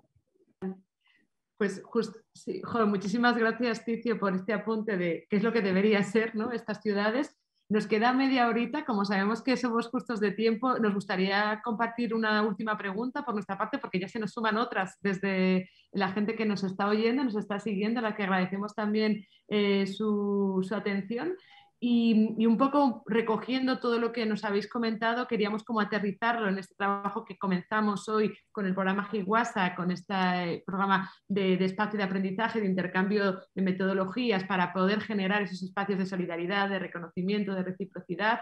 Y un poco desde vuestro punto de vista, si nos podéis dar algunas pistas de qué manera se puede facilitar desde una institución cultural, en este caso una institución pública que además es de España, o sea que tiene como, pero no solamente desde el programa de Higuasa, sino de qué forma la cultura, ¿no? Los espacios culturales, los espacios sociales, institucionales, privados o colectivos, pueden generar espacios que estén basados en la acogida, la reciprocidad y el reconocimiento mutuo, ¿no? Entonces, para generar estos entornos colaborativos, esta cuestión donde podamos dejar de lado yo, ¿no? Lo que comentaba al inicio Ruth, ¿no? Y generar este espacio donde operen diferentes singularidades y donde el hecho de trabajar con el otro no se le pone en una caja recortada, ¿no? Y puesta fijada, ¿no? En una folclorización, sino en de qué manera se puede compartir, se puede transformar y se puede generar aprendizaje colectivo, comunitario. Pues nos gustaría que nos dijerais cómo creéis que podría un proyecto de laboratorio ciudadano, lo llamamos así como un laboratorio donde colaborativo y participativo, puede ayudar para ese desafío que habéis enunciado previamente en las preguntas previas. Así, si podéis darnos alguna respuesta de cómo pensáis que podría ser ese espacio colaborativo o qué rol podría jugar ahora una institución cultural para poder producir y generar esos espacios de reconocimiento. Empiezo yo, ¿no? Sí, total, los que estamos aquí en plan Ruth, Ticio, pues si te parece, Ruth, para empezar contigo y luego con Ticio, y luego dejaremos como el menos cuarto para las preguntillas que las preguntas o los apuntes que nos están dando desde los que nos están escuchando. Bueno, creo que las instituciones tienen desafíos como que bastante grandes, ¿no? Yo sí creo que sí hay como que una voluntad. Por ejemplo, en La Paz han habido actividades súper buenas, ¿no? Por activar, por ejemplo, el Año Nuevo Andino en diferentes espacios y demás. A mí lo que me preocupa es que estos espacios, estos momentos tengan un carácter bastante superficial y circunstancial, ¿no? Yo creo que el tema que hay que enfrentar, y creo que la cultura es el soporte desde donde hay que hacerlo, es el tema del tejido social, ¿no? O sea, nosotros a finales del 2019, y no solo en La Paz, sino en otras ciudades también, hemos vivido unas jornadas sumamente complicadas, ¿no? Donde hemos estado la población en un fuego cruzado, ¿no? En medio de lo que ahora mismo se está discutiendo y se está intentando definir como un golpe de Estado, ¿no?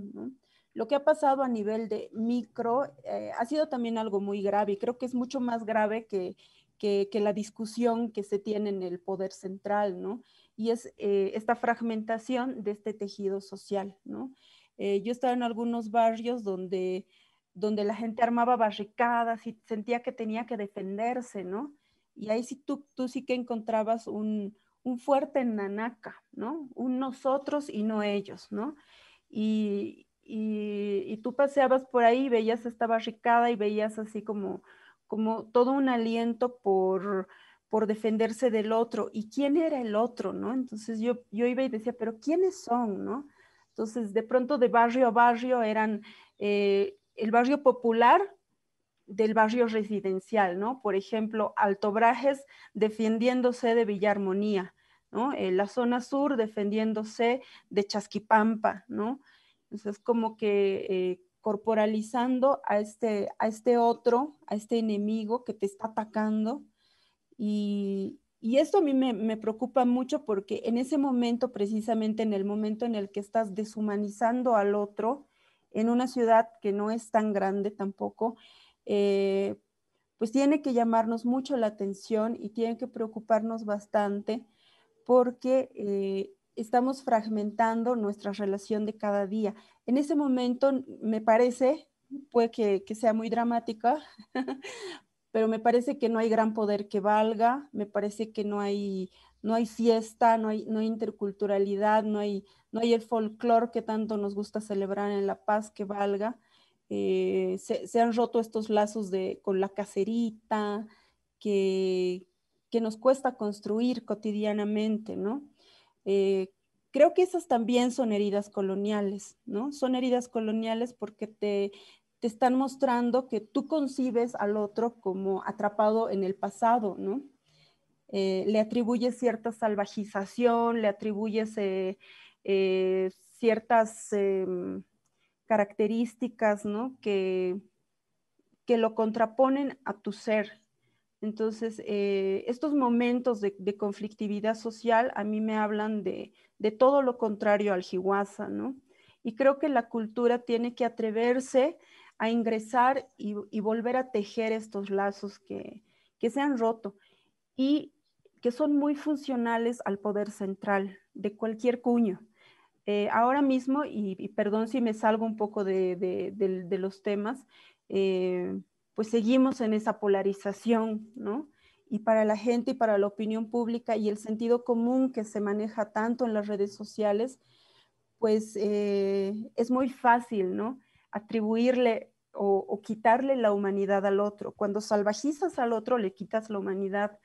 Esa es la otredad, ¿no? Esa es la herida precisamente. Entonces yo me pregunto cómo es que nos planteamos un Hiwasa y cómo nos planteamos el seguir conviviendo y cohabitando como una ciudad y cómo nos planteamos hacer comunidad en estos barrios que han compartido el miedo, han compartido la rabia y han compartido la construcción de estigmas que nos van a seguir separando, ¿no? Creo que ese es un desafío muy grande para las instituciones, para la gente, para los ciudadanos. Creo que es un desafío también el cuestionar las viejas nociones que seguimos arrastrando pese al Estado plurinacional que ahora tenemos. Seguimos teniendo una noción muy laxa, muy superficial de la democracia representativa, ¿no? A diferencia de pueblos indígenas que ahora mismo en Bolivia están peleando por la autonomía indígena, en las ciudades pues no, en realidad no participamos, no ejercemos nuestros derechos políticos, ¿no? Es muy difícil encontrar estos que les decía, ¿no? Estos microgobiernos barriales y que hagan respetar realmente su derecho a lo común. En el Alto sí que hay esta especie de autogobierno. Sin embargo, también está muy manchado de esta democracia representativa, ¿no? Y de esta dinámica del partido político y del clientelismo, ¿no? Entonces, hay una confusión entre lo comunitario, que en realidad lo comunitario tiene una noción sobre la autoridad muy seria, ¿no? Una noción rotativa de la autoridad, una noción de que una vez en tu vida tienes que ser autoridad, no toda tu vida, por Dios. Entonces, creo que estas cosas, el enterarnos realmente cómo se construye esta idea de autoridad en las comunidades rurales, nos serviría mucho para elegir mejor a nuestros dirigentes barriales, a nuestras autoridades municipales, a nuestros gobiernos, ¿no? Y aceptarlos como tal. Creo que también la cultura indígena y sus demandas por autogobierno nos muestran la posibilidad de diseñar políticas públicas, no como suele hacerse y hasta ahora se lo hace de arriba abajo, sino hacerlo de abajo arriba, ¿no? O sea, todos podemos ser proponentes de políticas públicas. La decisión de la cuadra 1 a la cuadra 2 de hacer una olla común, de respetar las banderas blancas de emergencia en la pandemia, son políticas públicas de la gente. Creo que es muy fértil este campo de volver a empoderar a la gente, ¿no? Y demostrarle que el poder no está tras la pantalla, en la televisión y a estas personas que vemos cómo se pelean, sino que la podemos tener nosotros y poder tomar decisiones, ¿no? Los pueblos indígenas lo hacen, por eso siguen demandando y hasta el día de hoy su demanda es territorio, justicia y autonomía. Y creo que esa es una aspiración amplia y muy justa para todos, ¿no? Para la población urbana y para la población rural y para los hombres y para las mujeres, ¿no? Territorio, justicia y autonomía. Eso. Muchísimas gracias, Ruth. Subrayamos mucho esta última parte. Antes de pasar a Ticia, sí que quería comentaros lo que han comentado en el Facebook Live, porque como nos quedan 20 minutos para dar paso a Ticio y a lo mejor si quieres compartir algo más, Ruth, para cerrar. Hay una pregunta, como un comentario. En una sociedad de por sí con remanentes racistas, individualistas y plurales, ¿cuáles serían los elementos o puentes de una unidad colectiva? Lo pregunta Ariel Huata Hernani, de Bolivia. Y Salvador Saavedra, ¿cómo podríamos articular una ciudad tan plural como La Paz? ¿Cuáles serían los puentes? Esto comentan desde el hilo. Y un poco para volver a lanzar, Ticio, esta cuestión de cuál es el posicionamiento, de qué manera estas políticas públicas hechas no solamente desde arriba abajo, sino de abajo arriba, ¿no? En relación, cuál es el rol, ¿no?, de la institución cultural y de alguna manera lo que queremos intentar generar en este espacio de aprendizaje compartido de Hiwasa es cómo habilitar este espacio donde cualquiera pueda aportar, pueda generar aprendizajes y propuestas que generen bien común a la comunidad, ¿no? Entonces, creo que es un modelo de cultura que también no entiende al usuario de una manera pasiva, nunca ha sido pasivo, siempre ha sido activo, ¿no? Pero de qué manera creo que en estas circunstancias y tal y como lo estamos comentando, cuál es el posicionamiento o la manera en que se puede esto aterrizar desde lo cultural, ¿no? Bueno, yo creo que es justamente lo cultural el punto con el cual yo quería cerrar, así que me parece fundamental que centros como los de ustedes generen instancias de mediación, de diálogo, de debate y de pensamiento, que es fundamental también, no solamente una pragmática social, sino que en todo caso siempre existe detrás de ello la necesidad de articular pensamiento de la diferencia también. Y como ya lo decía Ruth, el tema es fundamental entender la problemática indígena, ponerlo en tiempo contemporáneo, ¿verdad? Porque ese sueño que para determinados sectores ilustrados tienen que apuntar al futuro, mientras que los sectores populares están como prisioneros de su tradición y una memoria así como fijada, una forma más de discriminación, el futuro para nosotros, el pasado para ellos, más o menos.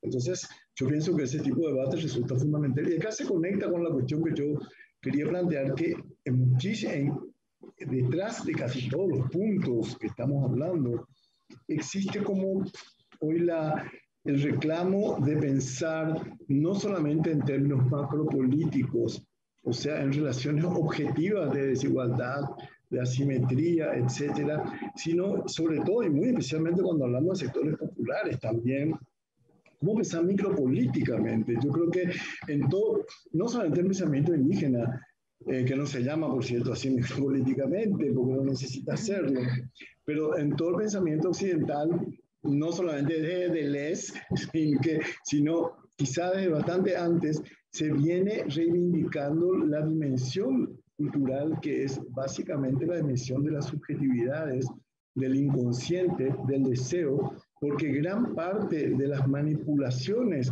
de un modelo basado justamente en el capitalismo financiero, de la pura rentabilidad, del cálculo y del beneficio, actúa sobre la manipulación de las subjetividades. Entonces, ¿cómo recuperar la pulsión vital que apueste a la creación, que apueste a lo común, que apueste a los lazos con el medio ambiente, etcétera? ¿Cómo recuperar eso? Es un problema micropolítico, porque mientras las subjetividades hayan sido raptadas o sigan siéndolo o intenten siéndolo, no se va a cambiar nada, porque simplemente no entra en la lógica del deseo hacerlo, ¿verdad? De modo que yo considero importante tener en cuenta esta dimensión de los efectos sobre el cuerpo, esta dimensión de la subjetividad, esta dimensión del inconsciente también, de cómo recuperar a nivel de una manipulación que actúa a través de todo un nuevo populismo de derecha que favorecido por la evangelización y la manipulación subjetiva, ha hecho que ganase en el Brasil un monstruo como Bolsonaro, por ejemplo, ¿verdad? Entonces, eso tiene que ver muchísimo también con un problema micro. No se trata ya solamente como un problema de pregonar la justicia a un modelo X, sino cómo trabajar con una subjetividades vulneradas y manipuladas también. Simplemente, yo creo que estuvo detrás de todo el concepto de Hiwasa, yo creo que es un concepto profundamente micro-macro, porque esa es la cuestión. No se trata de enfrentar los derechos objetivos y tal con la subjetividad que nos va, sino cómo buscar las articulaciones de ambos, que es uno de los grandes aportes de los pensamientos indígenas, ¿no? Que trabajan desde el yo para el mundo y del mundo para el yo y el cuerpo siempre de por medio, era como un factor de mediación y un factor también de transformación. Mil gracias otra vez a ambos por estas nuevas intervenciones tan inspiradoras y que creo que van a ser de mucha ayuda para seguir trabajando en este programa de Hiwasa y en el planteamiento del trabajo en común con los participantes. Querríamos recordar las dos preguntas que hemos recibido por el Facebook, por si queréis dar algún apunte más. Estaba por un lado, recuerdo la de Ariel, que preguntaba cómo en una sociedad de por sí con remanentes racistas, individualistas y plurales, cuáles serían los elementos o puentes de unidad colectiva, ¿no? Y por otro lado, por parte de Salvador, ¿cómo podríamos articular una ciudad tan plural como La Paz? ¿Cuáles serían los puentes? Si quieres, Ruth, ¿no? Darle por La Paz, que está directo y concreta, y luego Ticio. Y nada, y cerramos a menos, antes de deciros de nuevo, agradeceros porque está siendo súper rico y súper interesante todo lo que nos estamos comentando y nos quedaría como otra hora más, la verdad es que se queda siempre cortito. Ruth, cuando quieras. Bueno, es una pregunta súper difícil, ¿no? Creo que todos los paseños nos hemos hecho esa pregunta al día siguiente, ¿no?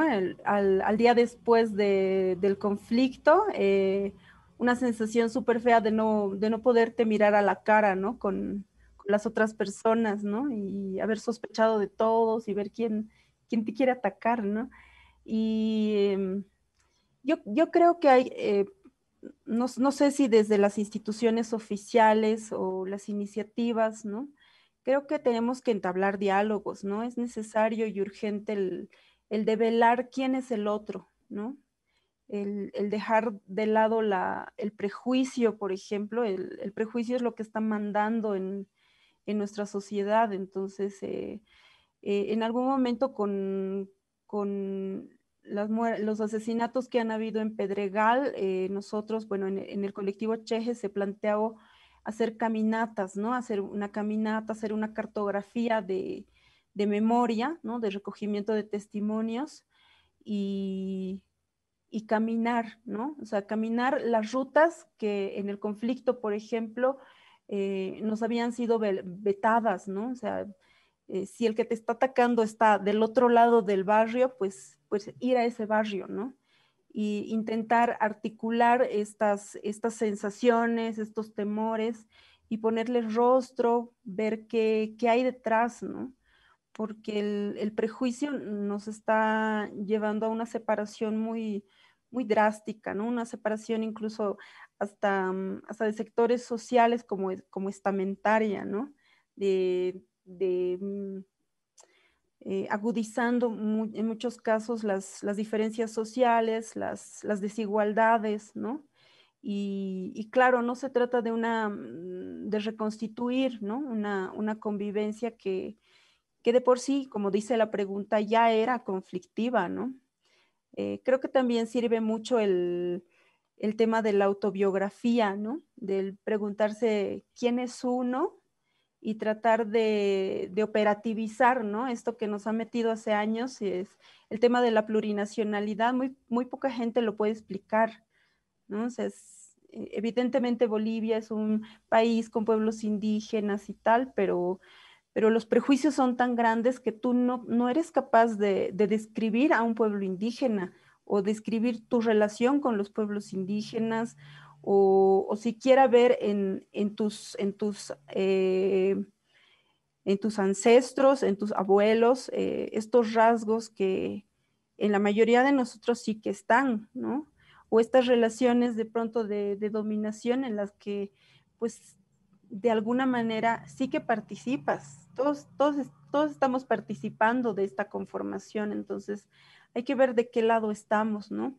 Esto de los lados también es algo importante, creo que hay que cuestionar, así como lo dije hace rato, el tema del esencialismo étnico, de no romantizar, ¿no? La idea de la comunidad rural, ¿no? Las comunidades rurales son sumamente complejas y sus equilibrios tienen que ver con con acuerdos muy trabajados, muy voluntariosos de los que hay que aprender, pero también hay que prevenirnos bastante del reproducir los estigmas, ¿no?, que nos separan. Creo que eso es lo que podría aportar, ¿no? Se trataría de iniciativas que trabajen, como dice Ticio, a nivel micro, ¿no? El volver a activar esta micropolítica y una fuerte voluntad de restituir, ¿no?, el tejido social. Creo que esos espacios van a ser los fértiles, ¿no?, los que puedan discutir y plantear estas políticas públicas desde abajo, o estos ejercicios, ¿no?, de autodeterminación como lo harían los pueblos. Pues muchísimas gracias, Ruth. Muchísimas gracias, Ticio. La verdad que, o sea, no os lo decimos por decir, pero es que realmente ha sido súper rica, súper interesante y aporta muchísimo para el trabajo que vamos a desarrollar en los próximos meses, pero nos aporta también para aquí, ¿no? Porque en este lado también tenemos muchas preguntas, ¿no? Y de cómo llevarlas a cabo y cómo generar esa comunidad, que me ha parecido muy hermoso, ¿no? Ruth, que es un esfuerzo, ¿no? Es un trabajo, es donde hay que ponerse, ¿no? Y como para materializar y generar estos lazos tan necesarios hoy más que nunca, que se dice mucho ahora, pero que creemos que en este momento son muy necesarios en un lado y en otro. Y nada, y os damos cita el próximo, ¿qué día? El 24 de abril, ¿ves? Ya que el próximo módulo hablaremos justamente de estos deseos, de la micropolítica de la que comentaba anteriormente Ticio, para ver cuáles son los deseos, saberes y problemáticas de mi vecindad. Creemos que para poder generar y habilitar este espacio de trabajo colaborativo uno tiene primero que escuchar, ¿no? Es una política de la escucha que creo que es fundamental desde la humildad y desde la escucha, ¿no?, desde ese humus, para poder enlazar y entender un poco lo que existe, esas memorias. Y la conversatorio será el sábado 24 de abril con iconoclasistas de Argentina y Casa Gallina desde México. No sé si... Pues nada más, también igualmente muchísimas gracias por haber recogido con tanta precisión, con tanto cuidado y con tanta riqueza las preguntas que os lanzábamos. Ha sido de verdad un placer muy grande escucharos y compartir este rato y bueno, pues creo que no se me ocurriría otra mejor manera de iniciar este programa. La verdad que muy agradecidos. Y nada, no sé si queréis alguna cosilla más, 2 minutos cada uno para decir, si queréis, para el cierre. Bueno, yo creo que fuimos avanzando tanto con las preguntas y los comentarios de ustedes, como la posición de Ruth, con una idea que es interesante, que es la de articulación, ¿verdad? Si justamente no esencializamos la comunidad, ni la ciudad, ni el pueblo, ni la cultura, estaremos admitiendo toda la contingencia que supone cada uno de esos términos, y la contingencia supone equilibrios inestables, conflictos indispensables. Toda la cultura es una gran insidiosa sembradora de conflictos que se plantean como los desafíos que van a generar las propias dinámicas de esa cultura, y entender, así como decía ella, como con un sentido de construcción. Se gana, nadie te regala una comunidad, y esa comunidad va a ser inestable siempre. No idealizar y decir, bueno, acá volvamos a un pasado mítico fundacional en la cual todos los seres humanos se amaban. No, los indígenas son y somos, los mestizos y todo, tan complicado como todos los seres humanos, y partidos por intereses diversos, porque tiene ahora que haya manejos mucho más comunitarios y formas que puedan ser extremadamente útiles en este momento, porque es prácticamente moverse fuera de una lógica muy destructora que es el capital financierizado, ¿no? Entonces eso admite, como admitió siempre, que como admitió a todas las culturas, una posibilidad mucho más flexible de articular sus intereses que no están pautados en términos de renta-beneficio. Y eso es un corsé que te sacan, pero claro, eso no devuelve la perfección, porque simplemente no existe Y menos mal que no nos haya en ningún constructo humano. Eso es todo. Bien. Bueno, pues yo les quiero agradecer mucho y a Ticio también. Yo me olvidé entre la contribución de los pueblos originarios al resto de la sociedad, no solo a las ciudades. Yo quería comentar algo, ¿no? Que me parece algo muy rico y que es un principio para mí de resiliencia súper rescatable. Unos compañeros de la Asociación de Antropólogos han trabajado bastante en el recogimiento de datos de esta última temporada, ¿no? Con esto de la pandemia.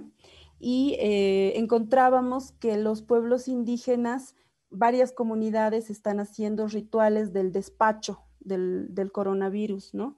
Despacharlo, o sea, aceptarlo como un visitante más, ¿no? Servirle comida, hacer un convite, digamos, con este visitante, no acusarlo de malo o bueno, pero aceptarlo como visitante y también despacharlo, ¿no? O sea, subir al cerro más alto y despacharlo, porque tiene que irse, ¿no? Esta actitud a mí me parece tan resiliente, tan bondadosa también y tan dispuesta al contacto con el otro, que siempre ha sido el principio, creo que desde el hecho colonial, la disposición al diálogo, ¿no? A entablar este diálogo. Creo que sí sería muy rico activar, ¿no? Este tipo de rituales en la ciudad, ¿no? Creo que mucha gente se sentiría muy liberada de poder tratarlo y despachar, ¿no? Creo que esa es una actitud de la que hay que aprender, ¿no? Yo he visto a comunidades rurales que lo hacen con el granizo que daña sus cultivos, por ejemplo, con los fenómenos atmosféricos, con las plagas, ¿no? Que bueno, vienen y se tienen que ir. Creo que este aliento podría servir también bastante para seguir restituyéndonos como sociedades, para seguir pensando que es posible, ¿no? Construir este Hiwasa y este Hiwasanaka también con todo el entorno natural. Eso. Muchas gracias, Ticio. Me ha gustado mucho escucharte. También a vos, a ustedes, muchísimas gracias por este espacio, por Sí, la posibilidad de bonito. charlar con ustedes, que siempre es grato. Y Sí. bueno, genera muchísimas cuestiones, así que es un gran aporte el que están haciendo ustedes también en este sentido, ¿no? Para terminar de contestar la pregunta. Pues muchísimas gracias, de verdad estamos de gracias, pero agradecidísimos porque ha sido un espacio súper rico y seguimos pensando, ¿no? Y preguntándonos y esa cuestión de despachar lo malo o Me lo malo encantó. que pensamos como malo, pero ¿eh? Me encantó ese ritual. No, ya me lo he quedado, cualquier momento me lo voy a Vamos a hacerlo recomendar. todos. Sí, nos juntamos. Hagámoslo. Y nada, y el próximo miércoles empezamos la formación con las participantes de Bolivia, que tenemos muchísimas ganas, tres miércoles consecutivos, y la próxima conversatorio público será con Casa Gallina Iconoclasistas para hablar sobre los deseos que habitan y los aprendizajes que tenemos a nuestro alrededor en las ciudades. Un abrazo muy grande desde Madrid, cuídense mucho y sigan tan bellos y hermosos. Chao.